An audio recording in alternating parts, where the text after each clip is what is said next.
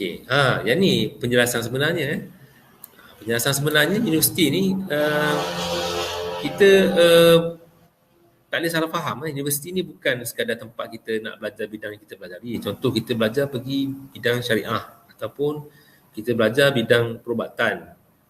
Jadi bukan semata-mata kita nak belajar bidang tu. Universiti ni adalah tempat untuk kita bina kita punya wisdom sebenarnya. Kita punya jati diri kita. Nak bina cara dan pola fikir kita. Pendidikan tu membezakan cara kita bercakap sebenarnya. Ada bezanya orang tak pergi sekolah dengan yang pergi sekolah, cara cakap dia. Ada bezanya lulusan diploma dengan degree, master and PhD. Cara bercakap, cara berfikir sudah berbeza. Cuma membezakan dulu macam mana mereka di lapangan nanti, di kerja nanti. Macam mana mereka mengimplementasikan apa yang mereka belajar tu dalam kehidupan.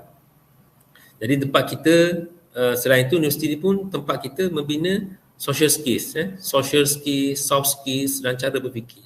Yang mana aspek ni lah yang penting sebenarnya masa di interview ataupun semasa penilaian probation period. Suatu proses timbang tara orang majikan nak ambil ke tak ambil kerja kita ni. Kadang-kadang yang ada dah diterima pun tak sampai seminggu. Majikan kata you are fired ataupun kamu tak diterima untuk diambil tetap sini. Sebab apa? Tak ada social skill, tak ada soft skill, tak ada cara berfikir arah satu saja, tak ada apa? Macam apa? Kebat kemahiran berfikir aras tinggi. Zaman saya dulu KPKK. KPKK, KBSR, sekarang ni kebat. So tengok sekarang ni penting sebenarnya aktiviti luar kelas. Dan saya cukup bangga dengan adik-adik yang terlibat dengan Sekretariat Harmoni ni. Memang bagus umpama ini. Program-program umpama ni, Nadia sendiri pun tengok mengendalikan, mengacarakan malam ini dengan baik. Jadi kalau saya sebenarnya kan, Nadia ni kalau tak ada kerja datang jumpa cari saya. Saya akan boleh, setidaknya saya boleh offer apa? Customer service ataupun bahagian reception saya untuk hospitality. Itu benda yang tak ada pun dalam kelas belajar kan, Nadia kan? Tak ada kan? Tak ada belajar dalam kelas ni tu. Tapi benda tu boleh dilatih, iaitu bila awak berlatih bercakap macam ni dan sebenarnya kalau nak mantap lagi memang pergi cari cikgu bercakap. Memang ada cikgu bercakap. Cikgu bercakap, cikgu menulis, semua ada cikgu dia kan. Jadi aktiviti luar kelas ni penting sebab inilah peluang untuk kita bina karakter kita. Pengalaman saya sendiri pun memang sewaktu saya di luar negara memang saya cukup aktif dengan aktiviti-aktiviti luar, aktiviti program-program luar, kelab-kelab luar negara, persatuan luar negara, mengendalikan masalah-masalah student, actively terlibat.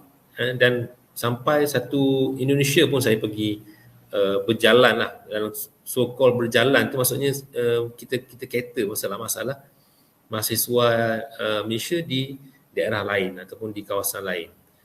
Maknanya kita menawarkan diri kita ni menjadi salah seorang pimpinan mahasiswa ni. Dan benda itulah sebenarnya bagi saya membentuk saya punya karakter pada hari ini. Membentuk saya punya karakter pejuang. Maksudnya untuk survivor.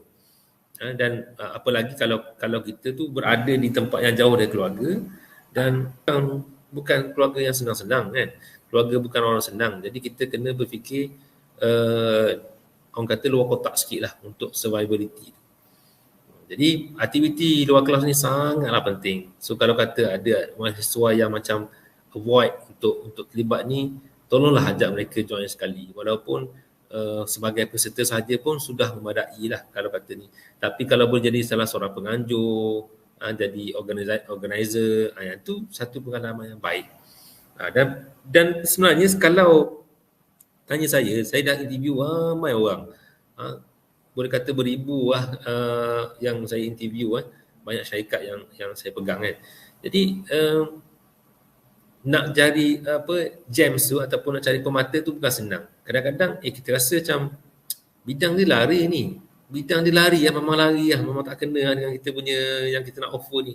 Nak jadi pembantu klinik tapi bidang tentang tomato. Bidang dia belajar tentang tomato. Saya tak boleh fikir, bidang tentang tomato. Minta kerja klinik assistant. So memang lari bidang lah. Mungkin dia pernah cucuk tomato tapi tak pernah cucuk orang kan. Tapi of course lah dia tak ada kaitan dengan cucuk-cucuk ni, membantu tugas-tugas klinik pun dah cukup bagus. Tapi ada nilai value yang saya ambil kira, iaitu salah satunya adalah cara berfikir, cara penyelesaian masalah. Apabila saya bagi soalan menyelesaikan masalah, dia boleh memberi jawapan yang tepat. Dan juga pengalaman dia sewaktu mahasiswa, apa pengalaman dia? Adakah dia pernah terlibat sebagai apa dulu?